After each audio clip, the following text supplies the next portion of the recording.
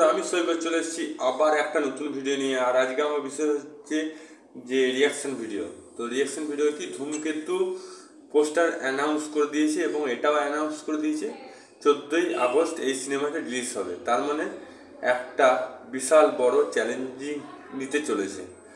আমার কাছে এটা বিশাল বড় চ্যালেঞ্জিং, কারণ আমাদের বাংলা দর্শকরা যতই হোক ওয়ার 2 সিনেমাটা বেশি দেখবে, কারণ 14 আগস্টে ঋত্বিক রোশনের সিনেমা বেরোচ্ছে NTR এর সাথে।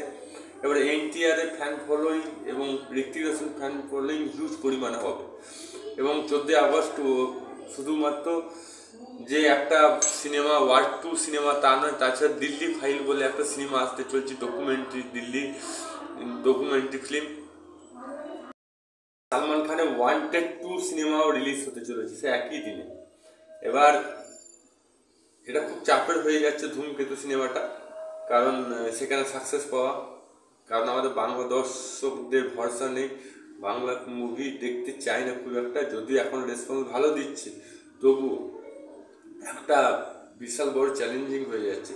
যদি দর্শকরা সাপোর্ট করে তাহলে অবশ্যই ধূমকেতু এগিয়ে যাবে, আর যদি সাপোর্ট না পায় তাহলে এই হিন্দি মুভিসটার প্রভাব পড়বে। সালমান খান ওয়ান্টেড 2 আসছে, ওয়ার 2 আসছে, দুটো সিনেমা, তার সাথে আসছে দ্য দিল্লি ফাইল, ওই দিল্লির কারাপশন নিয়ে সিনেমা। তো এই তিনটের সাথে কম্পিটিশন করতে হবে ধূমকেতুকে। একটা বিশাল বড় চ্যালেঞ্জিং হতে পারে। যদি এখনো সময় আছে, হয় ডেটটা পিছিয়ে নিক, না হলে ডেটটা আগে নিয়ে আসুন। কারণ মানুষ কিন্তু এইরকম ভালো কন্টেন্ট পেয়ে গেলে বাংলা দিকে খুব একটা পাত্তা দেবে না বাঙালি দর্শকরা, সেটা আমি ভালো করেই জানি। তো আপনার কি মনে হয় যে কি ধূমকেতু সিনেমাটা কি এই তিনজনের সাথে পাল্লা দিয়ে এগিয়ে যেতে পারবে, নাকি এটা মানে নির্বাচন করাটা, যে 14ই আগস্ট সিনেমায় এই সিনেমাটা রিলিজ করাটা কি ঠিক একটা ঝুঁকিপূর্ণ কাজ? আপনি কমেন্ট বক্সে লিখে জানান। আমার তো মনে হচ্ছে ঝুঁকিপূর্ণ কাজ।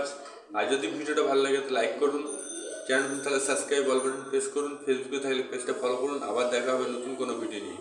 ততক্ষণ জয় হিন্দ, জয় ভারত, ভালো থাকো, সুস্থ থাকো।